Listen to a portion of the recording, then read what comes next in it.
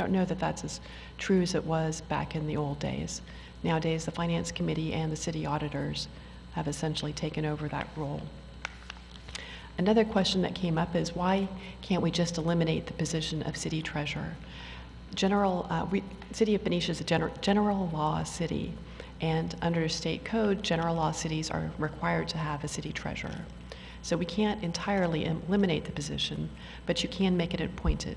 And if it's made appointed, then the council can either decide to have an individual that meets their qualifications be treasurer, or they can decide that the finance director or another finance staff person is the city treasurer.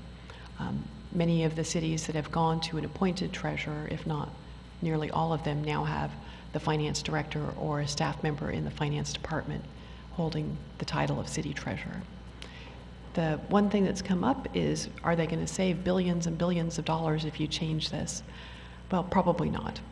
City treasurer right now gets a $200 a month stipend plus retirement benefits, but that's an ongoing cost that will be saved if the position is made appointed. So I think those are all the things that we need to know about city treasurer that I can say in an impartial manner. Are there any questions? We do have one question that I can ask you. The other one is more for a pro-con. But one of the questions is, does this position involve financial decision-making or simply accounting of funds? So it does not involve financial decision-making. The decision-making is now done by the city council and the finance director and city manager. So it has no real decision-making authority anymore. Over time, the duties have been transferred to the city finance director, and then the other duties have been transferred off to the county.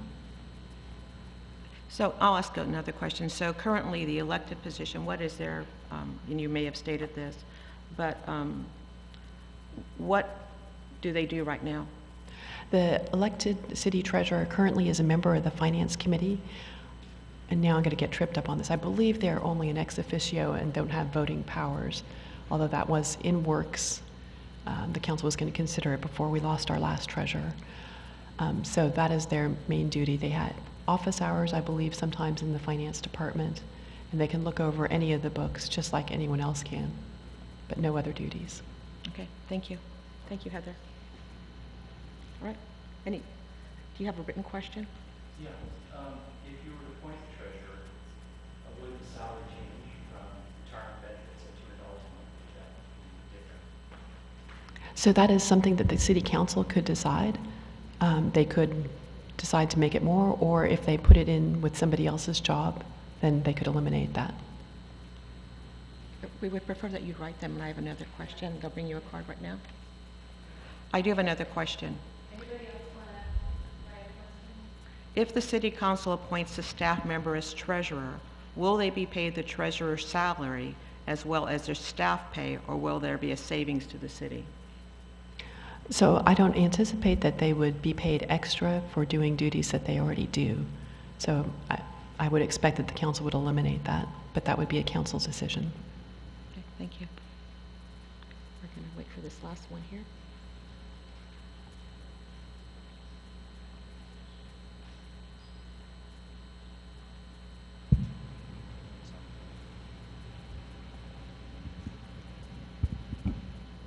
Thank you. What is the cost of retirement pension? So the cost of the retirement for the city treasurer varies. It depends partly on their age and things like that, but it would be based off the $200 a month salary. Okay, thank you. Any other questions? Thank you, Ms. McLaughlin. We're just going to take a minute now to have Mr. Simpkin come up and Mr. Archimedes come up.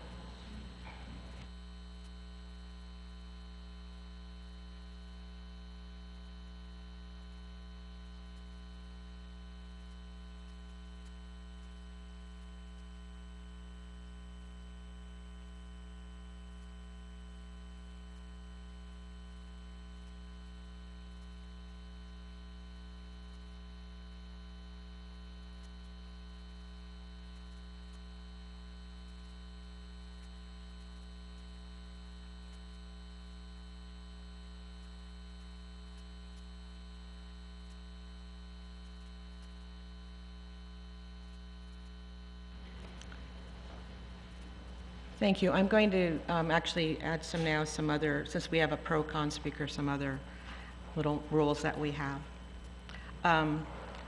Each speaker will be given 10 minutes for opening statements and 1 minute to respond to questions and 2 minutes for closing statements.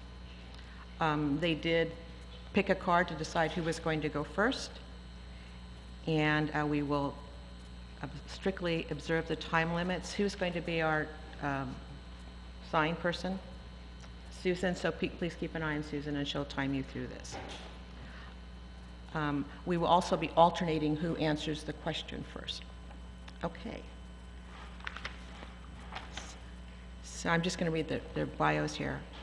Mr. Ikemedes is a longtime Benicia resident, a former local business owner, and former center council member. He has also served on the Benicia Planning Commission and Economic Development Board. Welcome, Mr. Ikemedes. Mr. Simpkins. Bill Simpkins has been a Benicia resident since 1979. He raised 2 children to adulthood in this community. In 1983, he established Simpkins Auto Care and has been at his present location in the Arsenal Complex since 1994. Since that time, he has been more involved with the politics of keeping his business healthy and thriving. Bill is a past Lions Club president and considers himself a casual, concerned observer of the business world in Benicia. Welcome, Mr. Simpkins. And I believe in the drawing, Mr. Ikemedes is going to be the first speaker, and you have 10 minutes. Thank you. Thank you to the League of Women Voters and anybody else who's supporting this endeavor here today. It's always a welcome opportunity to be able to talk about issues and discuss them from various different perspectives. I'm not here really to advocate for a particular position. I'm just here, honestly, I mean, I'm in favor of the sales tax increase, but I think it's more important to disseminate information and allow you folks and whoever might be watching this later to make up your own minds. I think it's important that we understand what the parameters of the decision-making process are and what the implications are. I think what's really first and foremost, what's most important is that this is a proactive measure, that the city right now is in good, solid financial footing and has weathered the past economic storm fairly well. In fact, comparative to other cities, very well. But one of the major roles of city government and city staff is not just to deal with what's happening today, but to look out into the future. And while no one's crystal ball is perfect, the numbers usually give you a pretty accurate indication of what's coming down the road. And things have changed for the city. Revenue streams have changed and expenses have changed. And so the city needs to adapt to those. And so while we're going to be talking a lot about a sales tax increase, what we're really talking about is change. Things are different now than they were 2 or 3 years ago. And as we look forward, we can see that they're going to continue to change. And so the city needs to adapt to those changes and to meet the new challenges. What the numbers are telling the city council is that revenue is down. And even though they've done their best to not only to hold expenses at their current level, but they've actually decreased expenses dramatically. But as we look out into the future, by the end of this fiscal year of July of next year, we're looking at about a $1.5 million shortfall. And how do you address that? What do you do? Well, they're doing a number of different things. They're looking at they're having a third party come in and take a look at their organizational structure and see how they're doing business, what areas that can be improved, and what things can be done to make it more efficient. They're also looking at cost allocations. So they're looking at some of the fixed expenses that in the budget are broadly applied to everything, something like insurance or workers' comp. And now they're looking at it and saying, well, let's break this down. Let's look and see exactly how much it costs to run the pool.